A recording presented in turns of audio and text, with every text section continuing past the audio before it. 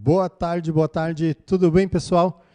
Mais um dia aí de debates interdisciplinares e hoje conto a presença de professores magníficos aqui.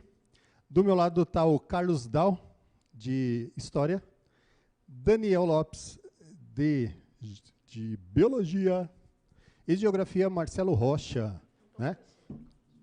Tinha que ter Rocha no nome para Geografia, né? Gente, agradeço a presença aqui de todos vocês, né? Espero que tenha muitos alunos, pais aí, amigos, né? Porque a gente vai falar de coisas interessantíssimas para o vestibular e também para a nossa cultura e o nosso dia a dia, né? Quero agradecer também a presença e o trabalho de toda a parte da direção, tá? E também do nosso suporte técnico, beleza? Gente, hoje o debate interdisciplinar, nós vamos falar sobre o momento que seria a revolta da vacina, tá?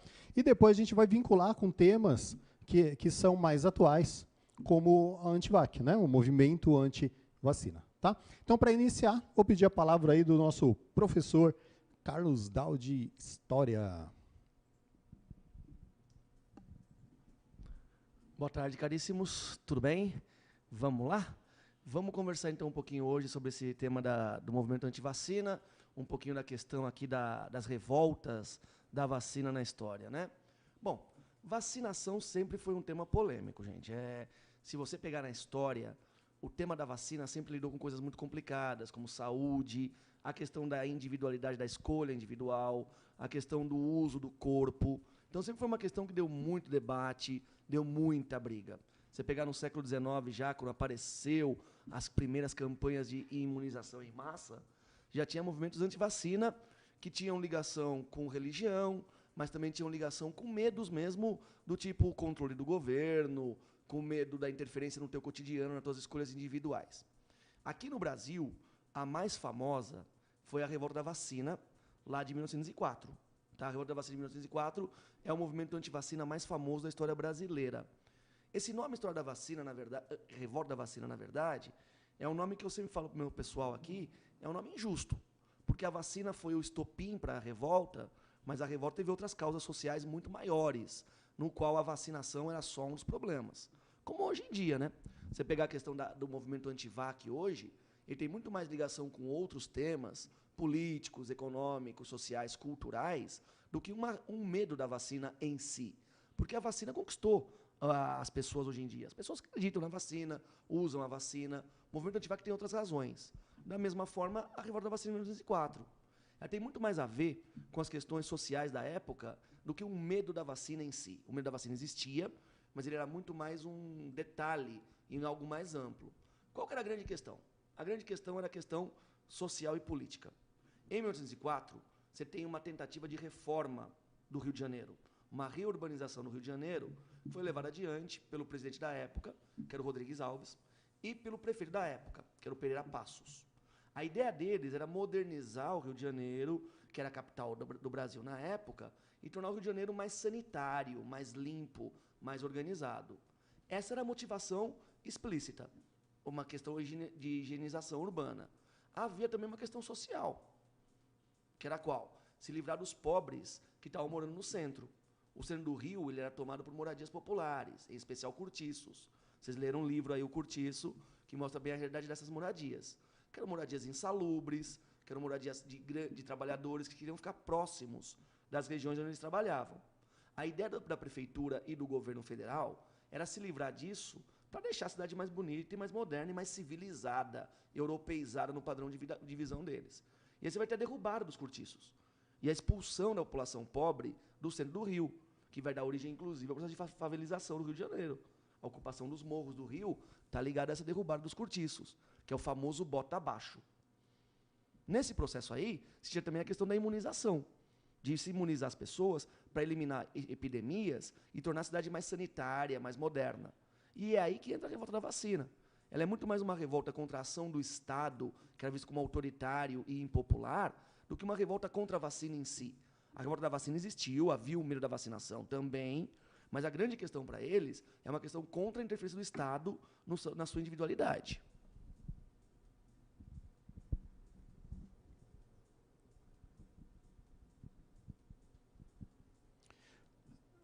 Gente, bem lembrado, né, que o Carlos falou, principalmente com relação ao engenheiro Pereira Passos, né?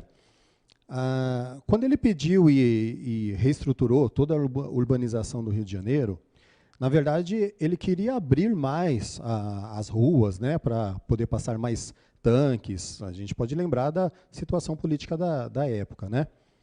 Fora isso, esses grandes centros tinham muitas pessoas, né, que moravam próximo ao trabalho, só que o grande centro ele estava cada vez mais alto, né, o valor para você morar lá. E hoje a gente encontra isso também em grandes cidades. Aqui em São Paulo a gente viu muito isso acontecer, chamada gentrificação. E essa gentrificação, né, expulsando as pessoas num sentido dos grandes centros indo para a parte mais a ponta, né? A gente pode chamar de a gente vai mais pro leste do estado, mais para o sul do estado, né? Isso daí seria então o que acontece aqui em São Paulo, né? O professor pode falar um pouco mais sobre a gentrificação e o que aconteceu principalmente num país como a França, né? Bom, em primeiro lugar, boa tarde a todos, boa tarde aos colegas que estão aqui comigo. Agradeço também a instituição e ao apoio operacional, apoio técnico. Veja bem, pessoal, eu gostaria de fazer algumas colocações aqui. Uma das questões da revolta da vacina, que muitas vezes passa desapercebida, além de ser uma questão histórica, é uma questão geográfica. À época, a cidade do Rio de Janeiro ela tinha 522 mil habitantes antes da proclamação da República em 15 de novembro de 1889. Eu vou usar o termo proclamação para seguir o fato histórico, mas há uma contestação que depois eu quero que o professor de História pontue essa questão da proclamação. Porque o Estado brasileiro ele é um Estado que foi criado de cima para baixo. Então não há participação popular. E isso é um dos fatores importantes da revolta da vacina, porque a população ela não é chamada a discutir os problemas da cidade, né? E eu só vou dar um dado aqui para vocês terem ideia do que estava acontecendo no Rio de Janeiro naquele momento, por volta entre os dias 10 e 16 de novembro daquele corrente ano, que é o crescimento populacional. Nós tínhamos 522 mil habitantes no Rio de Janeiro no dia da proclamação da República. No dia da revolta da vacina, os dados confirmam 816 mil pessoas. Ou seja, houve um crescimento rápido e desordenado da cidade do Rio de Janeiro, que nós chamamos de macrocefalia. E isso é típico das sociedades que sofrem urbanização tardia. Então, esta macrocefalia, esse crescimento rápido e desordenado da população e da cidade do Rio de Janeiro, é um dos fatores da revolta da vacina. A questão da gentrificação. O que é gentrificação? É quando você altera a dinâmica, tá, social, econômica de um determinado bairro. Um bairro simples, um bairro periférico, ele vai ganhar uma série de serviços de qualidade, tá, e ele vai melhorar. Mas aí você vai expulsando a população carente para as áreas da periferia, bem distante. Eu acho que um exemplo típico de gentrificação, né, é o Tatuapé. O bairro do Tatuapé, eu conheço bem o Tatuapé, meu pai chega ao Tatuapé em 1932. O bairro do Tatuapé, o caminho do Tatu, né, região importante, porque nós temos ali, atrás do Anália Franco, uma das residências, né, do período que a gente pode falar regencial brasileiro, né, do padre Diogo Antônio Feijó, que viveu ali na região, a casa dele está ali. Podem observar atrás da Anália Franco. O Tatuapé vem sofrendo um processo de gentrificação enorme. Então, esse Tatuapé ele se moderniza, ele se torna uma região de um poder aquisitivo elevado e ele vai expulsando aquela população que estava ali há muitos anos. E nós temos aqui em São Paulo um outro exemplo da mudança da dinâmica, do que é uma gentrificação. Você alterar a qualidade dos serviços e o espaço do bairro, que é a Arena do Corinthians em Itaquera.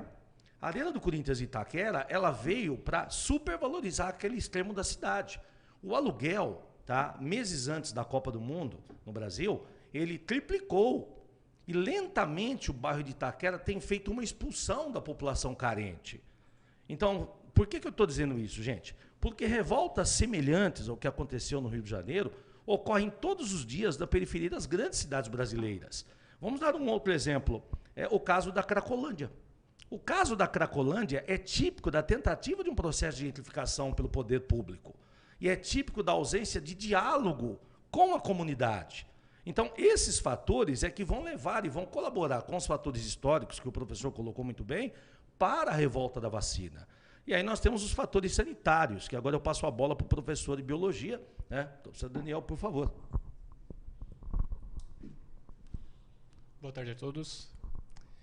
Então, nesse ponto a gente pode pensar, já que estamos falando da revolta da vacina, sobre a primeira vacina que foi feita, e que foi, inclusive, justamente contra a varíola. No final do século XVIII, lá para o finalzinho de 1700 e alguma coisa, Edward Jenner começa a circular por algumas cidades da Inglaterra e percebe que algumas ordenhadeiras não pegam a doença grave, mas elas pegaram a doença leve porque elas pegaram essa vacina das vacas, né, que seria a cowpox. E daí vem o nome vacina também, né, do termo em latim para vaca. E ele explica para várias outras pessoas como é que se faz esse processo. Então, ele fez um teste que, hoje em dia, talvez, se a gente pudesse dizer, existe uma pessoa nesse planeta que pode ser antivacina? A única que podia ter sido antivacina era o menino no qual o Edward Jenner testou, porque não se conhecia o poder da vacina. Então, ele fez isso de uma maneira que, hoje em dia, consideraríamos antiética, mas que, na época, era outro contexto social, né? A gente não julga dessa maneira. Então, diz a lenda que seria o filho do jardineiro dele em que ele testou. Então, é feito um corte na pessoa e, naquela época, se introduzia, por exemplo, o pus ou restos da ferida da pessoa que teve essa varíola leve. E aí a pessoa desenvolve a varíola leve e mesmo depois de ter sido injetada nesse menino a forma da varíola grave, ele não desenvolveu essa doença. Isso tem a ver com a resposta imunitária primária e secundária, em que, na resposta imunitária primária, o corpo aprende que aquela substância não faz parte do organismo. Só que essa primeira resposta é muito lenta. Os linfócitos B, eles começam a perceber que existe um invasor, e eles começam a produzir anticorpos. Só que essa primeira resposta do corpo, ela é muito lenta, ela produz poucos anticorpos e ela dura pouco. Por isso ela não é totalmente eficiente para evitar que a doença aconteça. Foi isso que aconteceu com o menino quando ele recebeu a varíola da vaca, aquela varíola leve. Quando ele recebeu a doença mais perigosa, que causava os sintomas mais perigosos, o corpo dele já sabia como produzir esses anticorpos. Por quê? Os linfócitos B, na primeira aplicação da doença, eles formam plasmócitos, e os plasmócitos produzem os anticorpos, que vão atacar o vírus. Algumas células, linfócitos B, se transformam em células de memória e guardam essa informação. Na segunda vez que a pessoa recebe esse antígeno, recebe de novo essa mesma doença, o corpo já sabe. Então ele fala, olha lá, esse aí eu já conheço. Então é esse aí, eu já sei preparar o remédio contra ele, é esse anticorpo, eu vou fazer. E nessa resposta imunitária que a gente considera secundária, a produção de anticorpos é grande, rápida e prolongada, ela dura bastante. Então, nesse caso, a pessoa não manifesta a doença. Esse é o efeito da vacina, de todas as vacinas. Perfeito. Eu vou pedir agora a ajuda aí do Valdemar para colocar na tela uma charge. Tem uma imagem aí. Passa aí para a gente ver, por favor. Olha que legal. Sanitarista o Oswaldo Cruz, né? E a gente consegue reparar muitas coisas. Por exemplo, como que as pessoas, né, se vestiam na época, né? Isso é bem importante para a gente falar sobre aplicar uma vacina, né? Como que seria aplicar uma vacina na coxa de uma mulher, certo? E a gente consegue ver também o que foi um retrato dessa revolta. A gente consegue ver ali que tem um míssil, né? Para tudo isso, eu vou passar então para o professor Carlos Dal, principalmente porque a gente tem que lembrar que essa época seria uma desinformação, né? A gente tem toda essa revolta que é vinculada à desinformação. Se você for ver, o grande problema, né, que levou à revolta da vacina é que já tinha esse descontentamento popular, a situação já era explosiva, e aí vem a campanha de imunização obrigatória. Porque o Pereira Passos e o Rodrigues Alves vão entrar em contato com o Oswaldo Cruz, que era um cara genial, brilhante, e o Oswaldo Cruz vai dizer, olha, para combater epidemia e modernizar uma cidade, a solução é você combater vetor, que transmite a doença, e imunizar todo mundo. Então eles vão impor de forma autoritária, como lembrou o professor de Geografia Rocha, vão impor de forma autoritária, sem consulta popular, uma campanha de imunização coletiva. Isso aí também vai ser feito sem informação, que é o que o Anderson citou para a gente. Não foi feita uma campanha de esclarecimento, olha, a vacina vai funcionar assim, a vacina vai ter os seguintes efeitos em vocês. Não, simplesmente foi imposto a vacinação à população, sem uma campanha de esclarecimento anterior. E nós estamos em 1904. Vacina era algo completamente novo no Brasil, muito desconhecido da população. Então, o que vai proliferar na cidade é uma desinformação do que está acontecendo, é um descontentamento com o autoritarismo da forma como ela está sendo aplicada, e vai começar a rolar as fake news, né? Vai começar a rolar as mentiras. Por quê? Porque quando eles pediram para eliminar vetor de doença, você vai ter campanha para eliminar parasitas, para eliminar mosquito, para eliminar rato. E tem uma história que eu adoro, que a Prefeitura do Rio de Janeiro vai começar a comprar rato morto. Ela vai começar a pagar pelo quilo de rato morto que o cidadão levasse para eles. E aí aqui é Brasil, né, gente? O que vai começar a acontecer? A população do Rio de Janeiro vai começar a criar rato. Vai começar a criar rato para vender para a prefeitura. Tá? Isso aí vai levar a uma outra fake news que é muito interessante, que a população vai começar a falar assim, olha, essa vacina que eles estão dando pra gente, lembra os ratos mortos que a gente levava? Isso aí é feito com veneno do rato, para matar a população e tirar a população da cidade e poder liberar espaço para eles derrubarem os cortiços. Então você vai ter uma rede de desinformação, de medos, de raivas, de ódios que vão crescer, levando a essa revolta. Então está ligada muito à desinformação, à falta de informação sobre o que era a vacina e também às fake news, aos boatos que vão correr o tempo todo sobre para que servia a vacina e como que era feita. Gente, eu preciso lembrar vocês de uma coisa. Edward Jenner, quando ele fez a vacina, ele não sabia que era um micro-organismo que transmitia a doença, que o micro-organismo causava a doença. Isso, na verdade, foi sendo descoberto no século seguinte, durante os anos de 1800. Em 1840, mais ou menos, começou a se usar a anestesia nas cirurgias. Antigamente, imagina, todas as cirurgias eram feitas sem anestesia, inclusive a amputação de membros. Então, nesse período em que a amputação de membros começou a ser normal, né, por causa da anestesia, né, as pessoas começaram a morrer de gangrena causada pela falta de esterilização dos equipamentos que, por exemplo, sei lá, podia ser um serrote para serrar a perna da pessoa. Enfim, a pessoa morria de infecção causada pela amputação. E também as mulheres morriam em seguida ao parto, tomavam anestesia, tinham o seu filho, mas depois morriam de infecção gerada pelo corte durante o parto. Louis Pasteur, na França, em Paris, fez um panfleto e distribuiu para a população, e informou pessoas não esclarecidas e médicos. Mesmo assim, alguns médicos não acreditavam nele. O que ele informou foi o seguinte, que deveria se esterilizar os equipamentos fervendo, e eles achavam a ideia ridícula, literalmente ridícula mesmo.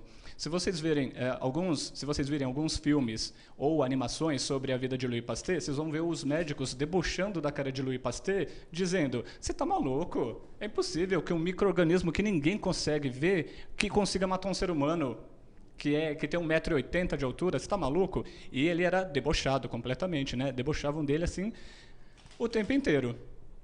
Mas ele foi provando o seu valor e provando que ele estava certo através de experiências.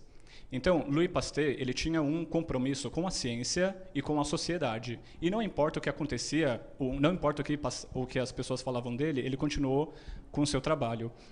Ele salvou a economia da França algumas vezes. Ele salvou a economia da França quando os vinhos estavam virando vinagre, porque ele começou a observar o processo de fermentação feito por outros micro-organismos. E aí veio o processo de pasteurização, que consiste em esquentar, matar os micro-organismos, para que a fermentação não prejudique o comércio. Ele também salvou a economia da França na produção de seda, quando um micro-organismo matava os insetos que produziam esse tecido. Ele também salvou a economia da França quando ele salvou as galinhas da cólera. Ele observou no microscópio as bactérias que causavam a cólera. Também as bactérias que causavam o bacilo anthrax nas ovelhas, e com isso ele salvou a economia dos fazendeiros, das galinhas, com as ovelhas também. E depois de muito tempo, então, ele conseguiu produzir uma vacina contra a raiva. E também foi a Louis Pasteur conseguiu imunizar a primeira pessoa, que foi o Joseph Meinster, creio que é esse o nome dele, que foi um menino mordido por um cachorro raivoso durante várias vezes, aliás, por várias vezes, e ficou gravemente ferido e desenvolveria essa raiva. Porém, a raiva ela demora algum tempo para se manifestar e prejudicar o sistema nervoso central da pessoa. Ele já tinha aplicado em cachorros e tinha tido bons resultados. E começou a aplicar nesse menino de 9 anos, e esse menino de 9 anos, então, foi a primeira pessoa a sobreviver contra o vírus da raiva.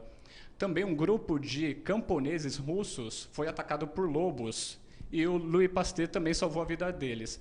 Como agradecimento, o czar da época ofereceu, eu creio que uns 100 mil francos na época, o que ajudou Louis Pasteur a criar o seu instituto, que leva o seu nome até hoje, em vários países, inclusive.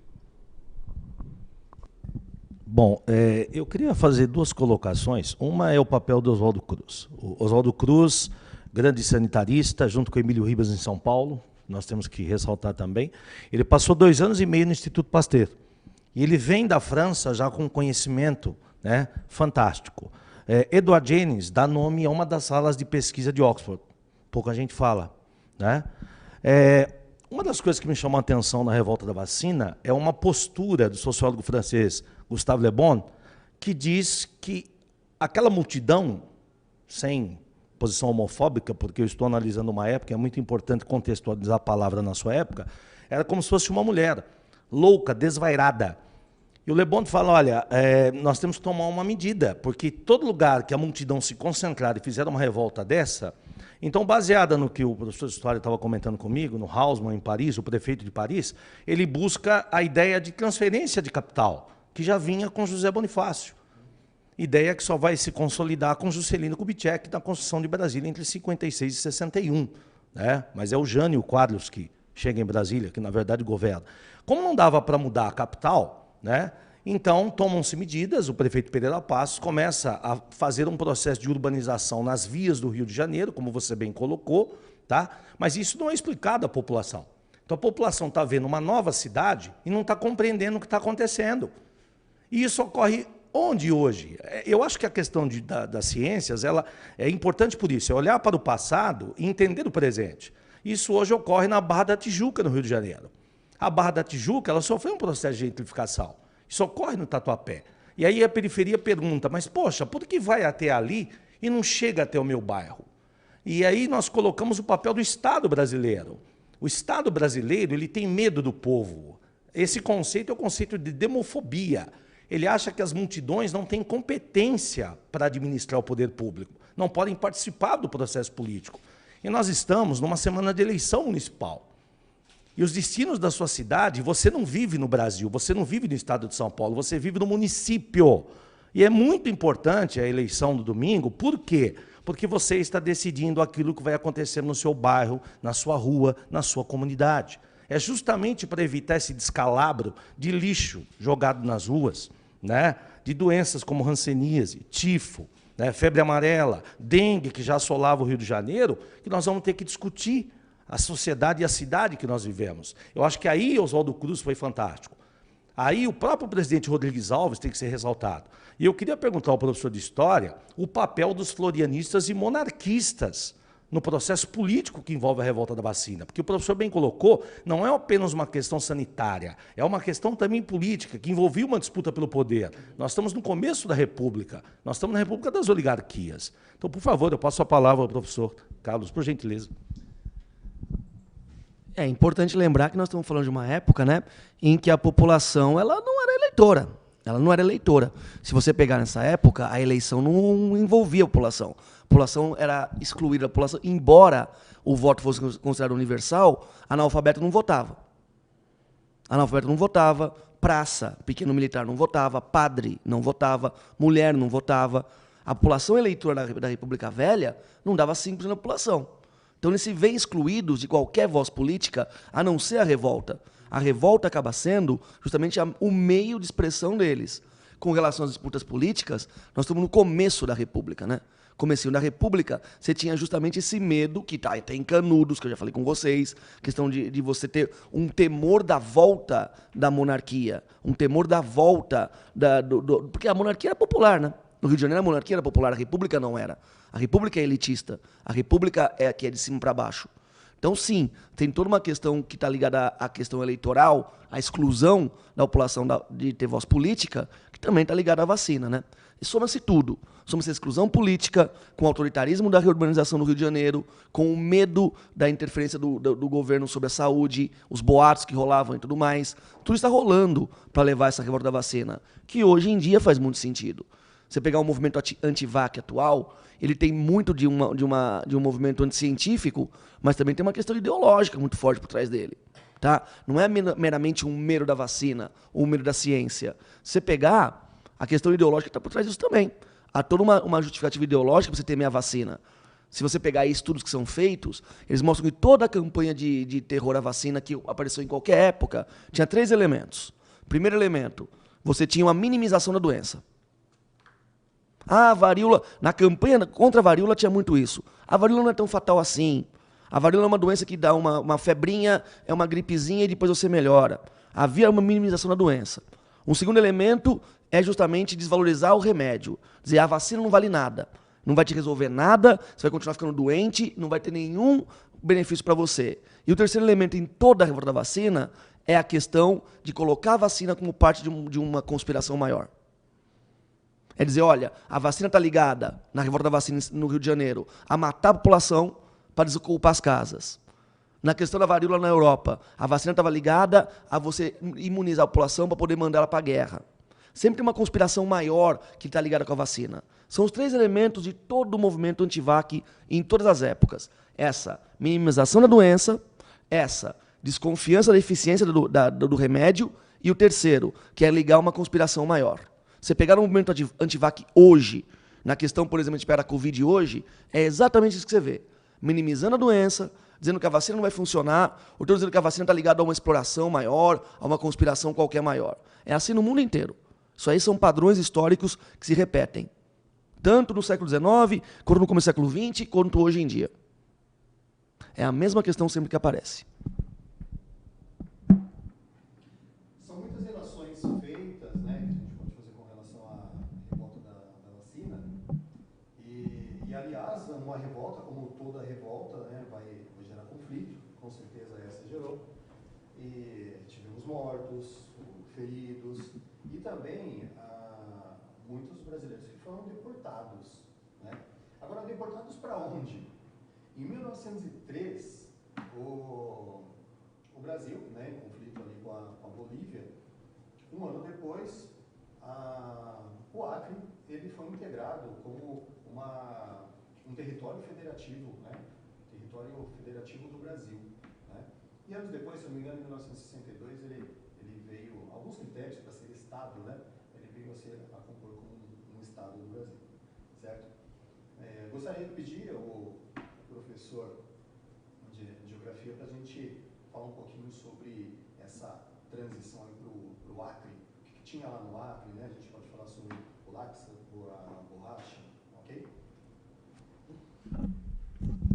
Bom, veja bem, nós estamos na questão do Acre, o professor de História que está aqui, que pode confirmar, o Acre faz parte do Brasil no governo Rodrigues Alves pelo Tratado de Petrópolis. O Tratado de Petrópolis, ele, na verdade, uma grande jogada do governo brasileiro com interesses de empresas norte-americanas, né? E se realiza a anexação do Acre. O presidente Evo Morales até brinca que foi em troca de cavalos. De cavalos não foi, mas da ferrovia Madeira-Mamoré, né? Que liga lugar algum a lugar nenhum. O Brasil anexou o Acre, não cumpriu parte dos acordos que foram feitos com a Bolívia. Só que as pessoas, quando falam do Acre, né, primeiro nós estamos numa região que é a região amazônica. Nós estamos numa área de clima equatorial. E aí nós nos lembramos, né? Sempre que a gente fala em clima equatorial, eu digo o seguinte: olha, a umidade é fundamental. Tá? É um clima com temperaturas elevadas, chuvas abundantes o ano todo. E uma área muito úmida, você não pode ficar sem tomar banho, porque você entope os poros, você não dá conta de eliminar essa transpiração pelo canal da uretra, você estoura a bexiga, você tem uma hemorragia interna. Isso foi muito comum na floresta do Congo e na guerra do Vietnã. Então, o Acre é um território que fazia parte do ciclo da borracha amazônica, né? Ele é fruto dessa expansão desse ciclo. Muitos nordestinos chegam ao Acre, os famosos candangos, que depois irão para Brasília. Só que vamos analisar o Acre, não daquela época, o Acre do ciclo da borracha, mas o Acre hoje, o Acre da expansão da fronteira agrícola, o Acre do café, do cacau, da chegada dos gaúchos, a partir dos anos 70. E o Acre, fundamental para a questão estratégica brasileira. Por quê? Porque o Acre nos dá uma saída para o Pacífico, para o Porto de Arequipa, no Peru, sem a necessidade de nós passarmos pelo canal do Panamá. Então, quando o brasileiro menospreza o Acre, eu sempre digo o seguinte: o Acre é o nosso Texas. O Acre é a nossa porta de entrada no Pacífico. Por quê? Porque nós podemos reduzir o custo do transporte do agronegócio brasileiro saindo pela rodovia interoceânica, que já corta o Acre em direção a Calau e Arequipa, no Peru. E nós temos um ônibus que sai do terminal rodoviário do Tietê que faz esse trajeto. Agora, evidentemente, que é uma área que ainda ela tem a selva, ela é uma área, vamos dizer, que tem aquela situação de virgem, entre aspas. E aí você vai tomar contato com a malária, que é um dos grandes problemas a partir do centro-oeste do Brasil, né? Eu só queria pedir a ajuda do professor de biologia agora na questão da malária, né? Como é que a malária se manifesta no Brasil? Por favor, professor. Dani, deixa eu só complementar, porque eu acho que o meu microfone estava falhando antes do professor. Eu estava justamente dizendo que toda revolta, ela, o próprio nome diz, ele vai gerar uma revolta, né? Na revolta da vacina, muitos foram mortos, outros feridos e outros deportados, tá? Foram deportados para onde? Para o Acre, né? Porque em 1904 o Acre ele foi tomado da Bolívia, né? E sim pertenceu a partir dali ao Brasil como sendo um território federativo do Brasil. E anos depois, em 1962, ele virou Estado, né, devido a algumas políticas para ser Estado. Tá bom? Agora vamos lá, Dani. Então, sobre a malária, décadas tentando fazer uma vacina contra e a gente não consegue. Por quê? É necessário vários tipos de anticorpos para que a malária não se manifeste. O protozoário que causa malária, ele tem mais de 50 conjuntos de proteínas que eles podem ir trocando cada vez que eles se manifestam. Então, quando eu disse sobre a resposta imunitária primária, ia precisar de uma resposta imunitária primária para cada um desses 50 tipos, para que a pessoa ficasse completamente imunizada contra todos os tipos de malária. Não existe um tipo só, né? São 4 tipos de protozoários que atacam principalmente. Os países que se livraram da malária, como a Itália, por exemplo, se livraram por grande uso de DDT, tiveram ajuda de vários institutos, como Rockefeller, que investiram dinheiro, né, para que a Itália, numa campanha gigantesca, conseguisse se livrar dessa doença, mas foi atacando o vetor e não produzindo vacina. Pensando no movimento anti-vacina, a gente pode considerar a falta de informação como uma das principais causas do crescimento desse movimento. Só que quando a gente fala da falta de informação, não é só pelas pessoas que não cursaram o ensino médio, por exemplo. Porque na época de Louis Pasteur, os próprios médicos não acreditavam que os micro-organismos causavam doença. Isso era 1880, mais ou menos. Dali 25 anos, o Brasil tentou obrigar as pessoas a se vacinarem. Então, num período de 25 anos, em que nem os médicos acreditavam que os micro-organismos causavam doença, você ter que fazer a população acreditar que isso acontecia, olha a distância do conhecimento de um para o outro. E olha, é um conhecimento totalmente novo. É como se abrisse um outro universo. É como se, de uma hora para outra, alguém dissesse: olha, existem marcianos, e eles estão se comunicando com a gente, e eles estão dizendo, vamos ajudar vocês. E ninguém ia acreditar, todo mundo ia sair correndo achando que os marcianos iam atacar todo mundo. Quem sabe se foi isso que as pessoas pensaram, não, essa vacina vai matar a gente. É distante o conhecimento, a gente tem que, com calma, ensinar com cuidado, com carinho, para que as pessoas entendam a importância. E hoje, a gente vê, eu desde pequeno, né, vê um leite pasteurizado, né? Então agora, toda vez que você fala em Pasteur, eu já penso no nosso leite pasteurizado.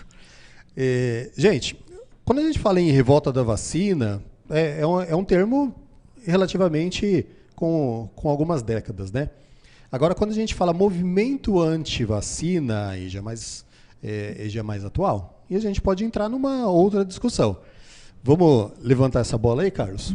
Bom, o movimento anti-vacina que nós temos hoje, ele é uma coisa de, no máximo, aí, você colocar 2 décadas. Tá? Ele é muito recente, ele está ligado a outras questões também, como a revolta da vacina, não apenas ao medo da vacina, mas ele começou a ser alimentado com uma paranoia em relação à vacina que vem da virada do século. Tudo isso aí, o movimento atual anti-vacina, a grande base dele, ela não é popular. Isso que é interessante. Não é o povão que começou a ter medo da vacina. Ele começou com a elite. Começou com gente bem informada, gente bem nutrida, gente bem de vida, de grana, do primeiro mundo, em especial Estados Unidos e Inglaterra, que nutriam na virada do século XX para o XXI esse medo do Estado, esse medo de um controle externo, essa visão negativa dos governos. Tá? Isso aí você vê numa classe média e classe média alta americana, que tem aquela ideia do homeschooling, por exemplo, de educar os filhos em casa. Essa ideia que você tem de que eu, indivíduo, sei o que é melhor para mim e para minha família do que o Estado. Isso aí é muito recente, há muito pouco tempo existe. E o estupim disso daí, né, desse movimento anti-vac, pelo menos o que começou essa onda mais forte entre a classe média, inclusive, e a classe alta inglesa e americana, é um infame artigo que saiu na revista The Lancet. A The Lancet, para quem conhece, é uma das principais e mais antigas revistas de medicina do mundo, de popularização de conhecimento científico, que publicou em 98, virada do século quase, 1998, um artigo de um médico reconhecido, que era o Andrew Wakefield, um cara bem conceituado na época, dizendo que havia um estudo dele ligando vacina com autismo. Até hoje, se você entrar na internet, o principal argumento do movimento anti-vac é esse: vacina causa autismo. Você tem um crescimento da identificação de casos de autismo, porque está vacinando mais crianças e ela está causando autismo nas crianças. O pessoal não faz uma relação de que está identificando mais autismo hoje, porque hoje se conhece muito mais o autismo. Então você consegue ter um diagnóstico precoce e por isso está aumentando o número de identificações, não o número de casos de autismo. O que rolou é que esse estudo do Andrew Wakefield ligava que entre 10 crianças que ele investigou, 8 desenvolveram autismo depois da vacina tríplice, da BCG. E ele ligava a BCG com o caso de autismo. Isso aí causou um pânico enorme entre a comunidade mais letrada, que lia The Lancet, e causou um impacto enorme. Pela primeira vez tinha um estudo mostrando que vacina estava relacionada a um efeito negativo, a uma doença séria, como é o autismo. Mas aí, depois de um tempo, foram investigar o cara, e o Andrew Wakefield era um farsante.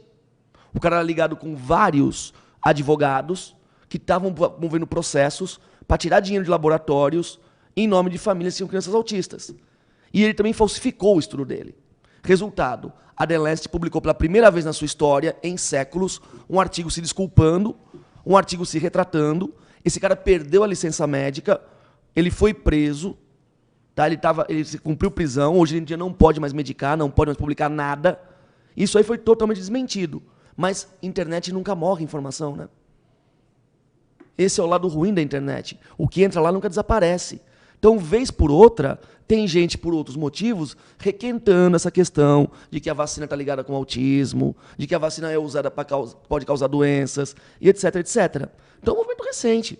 Se for ver, tem 20 anos. Tá? E está ligado a outras questões. Está ligado às questões aí de não conhecimento do funcionamento da vacina. Porque nem todo mundo, como o nosso amigo Daniel falou, sabe como a vacina funciona. Se chegar aí, a maioria das pessoas não sabem. O que elas sabem é que elas vêm na internet. E a internet, meus amiguinhos, a gente sabe, né, caríssimos, é o mar dos mentirosos. Ô, Dal, E esse artigo, ele não é utilizado só por pessoas que desconhecem. Ele é utilizado. Eu fui procurar alguns artigos científicos sobre o movimento antivacina e muitos deles diziam que até os profissionais da saúde que são antivacina, acreditem, existem. Eles utilizam esse artigo como prova de que as vacinas causam autismo. Em outros artigos, as pessoas se relacionam as duas coisas da seguinte maneira. Nos Estados Unidos, até os 2 anos de vida, as crianças tomam até 33 vacinas. Mais ou menos isso. E é nesse período, até os 2 anos, que o atraso da fala vai ser um dos fatores que identifica o autismo. Então, a criança demorar a começar a falar, pode ser identificada como autismo. E a mãe pensa, deve ter sido porque ela tomou vacina, já me disseram isso acontece. Leu no WhatsApp e achou que era verdade. E isso acontece sempre. Não só com pessoas que não conhecem, mas pessoas com muito conhecimento. Em vários outros artigos também, há a pesquisa da escolaridade das pessoas. Comenta aí embaixo, o que você acha? A escolaridade das pessoas que são antivacina influencia? Em alguns artigos, existem as seguintes informações. Crianças que são subimunizadas, ou seja, tomaram algumas vacinas, mas não todas, elas são filhas de mães solteiras em áreas periféricas. Mas as mães de crianças absolutamente não vacinadas são mulheres de alta escolaridade que vivem em bairros nobres. Então, essa escolaridade, às vezes, não influencia. O conhecimento não vai influenciar na decisão, vou vacinar o meu filho ou não vou. Às vezes, esse movimento antivacina vai ser influenciado por outros fatores. Alguns pais se justificam, por exemplo, como que o governo não deve interferir no corpo das pessoas. Então, algumas pessoas também são adeptas de situações menos invasivas, como deixe o corpo reagir sozinho. Ou então, muitas dessas pessoas também podem ser pessoas que são adeptas a terapias alternativas, que querem se curar de outras maneiras que não seja tomando remédio, mas que não entendem que imunizando é como eu pedi ajuda para alguns amigos meus. Um que é brasileiro e mora nos Estados Unidos, ele é doutor em bioinformática e genômica, então ele está estudando, por exemplo, a origem do coronavírus, analisando o seu DNA. Ele me disse, por exemplo, que nos Estados Unidos, 35% das pessoas não tomariam a vacina contra o coronavírus, mesmo se fosse de graça, porque lá nada é de graça, né? Então tudo tem que pagar. Então, mesmo assim, 35% das pessoas. Porém, não significa que essas pessoas são antivacinas. Em outros estudos que ele me passou, no Canadá, 30% das pessoas são resistentes à vacinação. São resistentes à vacinação. Mas só de 1 a 3% dessas pessoas é antivacina. Então, do que precisa? Precisa de um esclarecimento da população. Além disso, talvez uma forma, né, eu pedi também para uma outra amiga, que ela é fisicista, a mulher que estuda física, Anderson? Física. Ela também está fazendo doutorado e utiliza os padrões de física para estudar o padrão de distribuição, o padrão de contaminação da dengue e da malária no estado de São Paulo e outros. E ela me disse assim, a gente tem que pensar na vacinação como um ato de amor e empatia.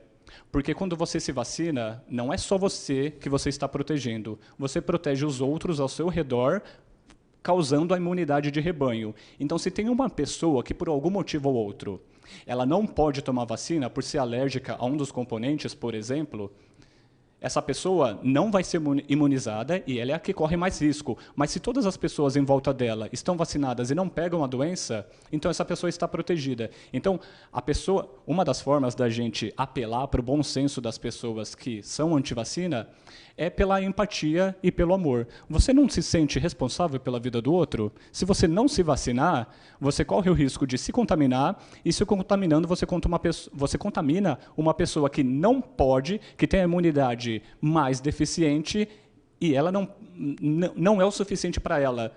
O que é o suficiente para ela? Se todo mundo ao redor dela estiver protegido, aí sim ela não se contamina. Essa é a única solução para ela.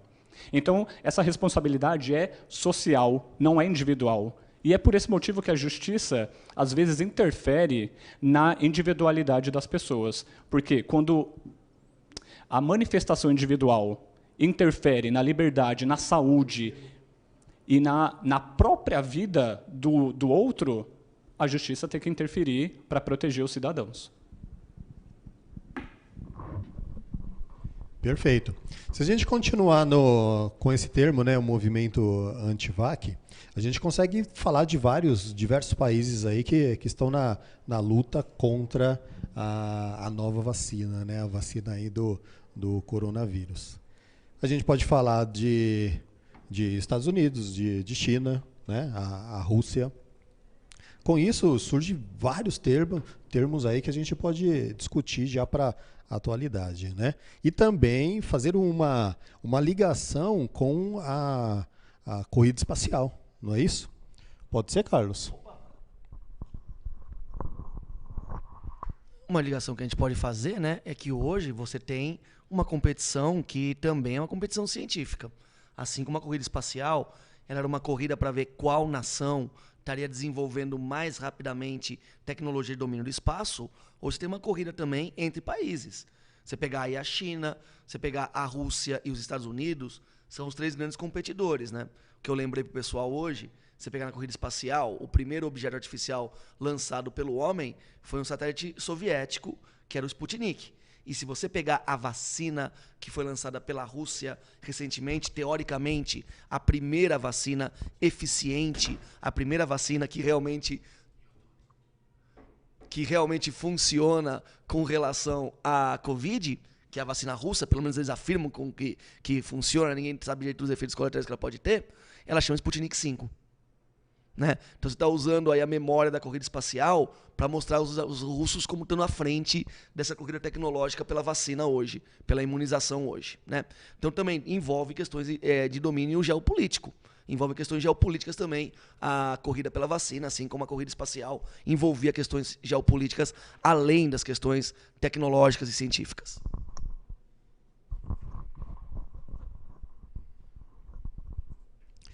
Legal, porque quando a gente fala em Sputnik, o Carlos falou sobre Sputnik 5, né? Sim. É a vacina atual. O nome Sputnik, a gente pode pensar no primeiro satélite que foi levado em órbita. Gente, estamos falando da história, né? Se não me engano, foi 4 de outubro de 1957. Né? Eu não lembro. Não lembro muito bem, porque eu não era nascido, tudo bem. Mas 4 de outubro de 1957, primeiro satélite. Ele era pequenininho. Para vocês terem uma ideia, tinha mais ou menos uns 60 centímetros. Olha a imagem dele aí, ó. Mais ou menos uns 60 centímetros. E ele pesava um pouco mais do que eu, em torno de 86 quilos, né? Era a massa dele, 86, 87 quilos, por aí. Ele entrou em órbita em 4 de outubro, né, que ele foi lançado ali na região do Cazaquistão, tá? E foi um choque para a época, porque, nossa, agora, né, a União Soviética está lançando satélite, ele consegue olhar agora a Terra de cima, né? Então essa corrida espacial aí, ela foi muito importante. E a gente tem esse satélite pequeno, hoje os satélites são bem maiores, né? O Sputnik 2, eu acho que ele ficou como o mais conhecido, porque ele levou a cadela Laika, né? A cadela Laika como tripulante, tá?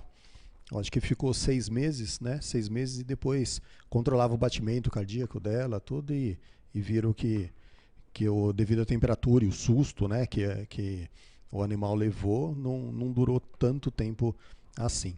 Mas olha como é que é importante. E agora eles estão fazendo uma menção a isso, porque justamente colocaram o nome Sputnik 5, né? Relativo àquele primeiro satélite que foi enviado em órbita. Okay? Aliás, a velocidade, só uma curiosidade, a velocidade dele é em torno de 101, né? 101 não, 28 mil quilômetros por hora. Olha a velocidade, né? 101 seria o tempo de órbita, o período, né? O período para dar uma volta completa, 101 dias, ok? Agora a velocidade 28 mil quilômetros por hora, extremamente alta. Não é à toa que quando entra na nossa atmosfera, desintegra, né? Bom, pessoal, eu queria dizer mais uma coisinha. Queria dizer que o Denis, meu amigo que mora nos Estados Unidos, está comentando aí também, colaborando com essa live, que está ótima. Muitos amigos meus aqui comentando também, que estão gostando da live. Espero que vocês também. Mandem seus comentários aí para a gente, dizendo o que você acha. O Denis estava me lembrando aqui também que as pessoas que decidiram ser antivacina são pessoas muito bem informadas. Leram livros, leram em vários sites, só que, mesmo assim, elas estão mal informadas. Então, gostaria de repetir, porque eu acho que na primeira fala minha, meu microfone estava desligado. Eu estava falando sobre a resposta imunitária primária e secundária, que na resposta primária, o organismo demora um certo tempo até responder com a produção de anticorpos. Os linfócitos B se transformam em plasmócitos, e os plasmócitos conseguem produzir anticorpos contra esse invasor. Uma parte desses linfócitos B permanecem como células de memória.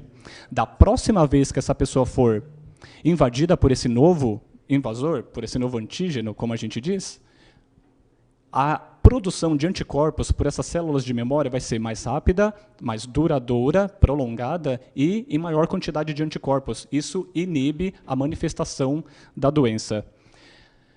Sobre alguns fatos que vocês podem dizer e dialogar, o que a gente está fazendo aqui é um diálogo, e essa é a única forma que a gente tem de minimizar o movimento antivacina. E nesse diálogo, a gente precisa conversar sobre a segurança das vacinas. A minha outra amiga, aquela que estudou física e a dispersão da dengue e da malária, me lembrou uma coisa, que as vacinas são tão testadas quanto os remédios. Então, as pessoas que têm medo de tomar vacina porque acham que elas não são testadas o suficiente, também não deveriam tomar remédios, porque elas são testadas na mesma proporção.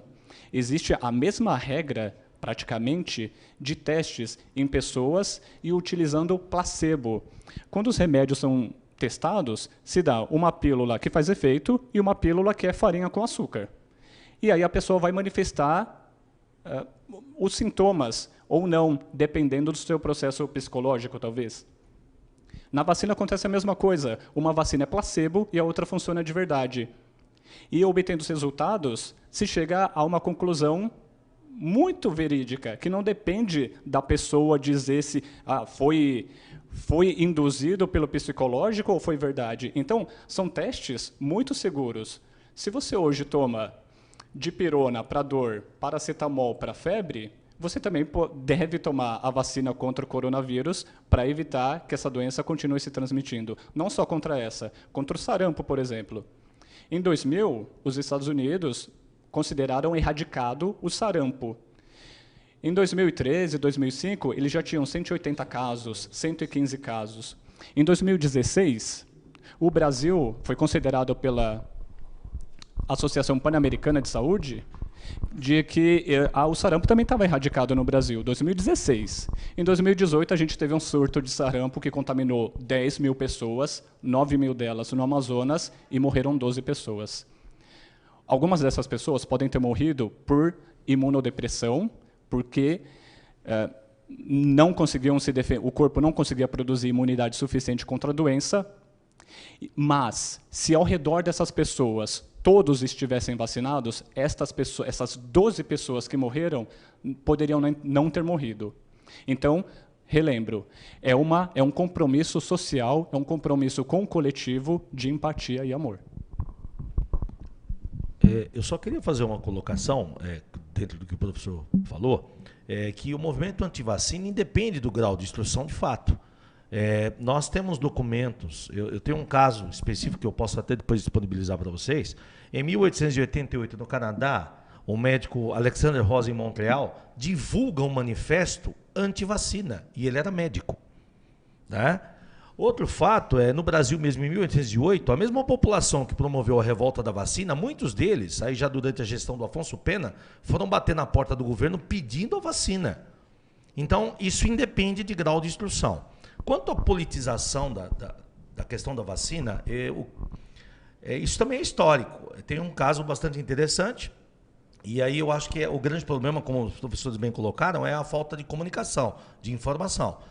Em 2011, quando a CIA foi atrás de Osama Bin Laden, isso é comprovado hoje, né, foi um médico paquistanês, que denunciou onde estava Osama Bin Laden, porque ele descobriu, numa campanha de vacinação contra a polio e o sarampo, na fronteira do Paquistão contra o Afeganistão. E aí os enfermeiros, no caso, saíam vacinando a população em casa. E aí se descobriu que uma das crianças que tinha tomado a vacina era a filha do Osama Bin Laden. E aí a CIA rastreou a localização e fez o serviço que nós sabemos. Só que olha o que é ignorância. Aí o movimento talibã, que estava posicionado no norte do Paquistão, começou a divulgar entre a população que a vacina era para matar os muçulmanos. E aí o Talibã mata 22 pessoas que aplicavam a vacina, divulga na população que aquilo não presta, olha o que é a comunicação. Né? E nós temos um surto de pólio e sarampo na região que matou centenas de crianças. Então, a informação é fundamental. A forma com que a linguagem vai chegar até a população é o mais importante. Ok? Por favor, Anderson. Vocês querem complementar? Eu quero.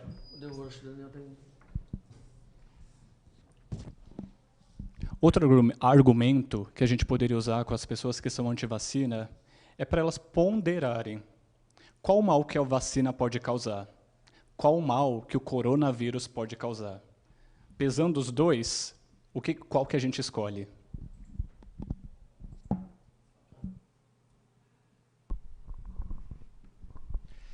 Gente, chegamos a 1 hora de live, né? Quero agradecer a presença de todos os professores, tivemos algumas perguntas aí legais. Nosso debate aqui eu acho que foi bem produtivo mesmo. A gente não pode esquecer que a sequência de lives continua, né? No dia 18 a gente tem mais uma sobre a explosão no porto de Beirute, né? No Líbano. E é quarta-feira, dia 18? Sim, né? Quarta-feira. Tá bom? Quero agradecer a presença de todos. Quero agradecer a toda a direção e a equipe aqui do suporte também. E todos os professores, muito obrigado.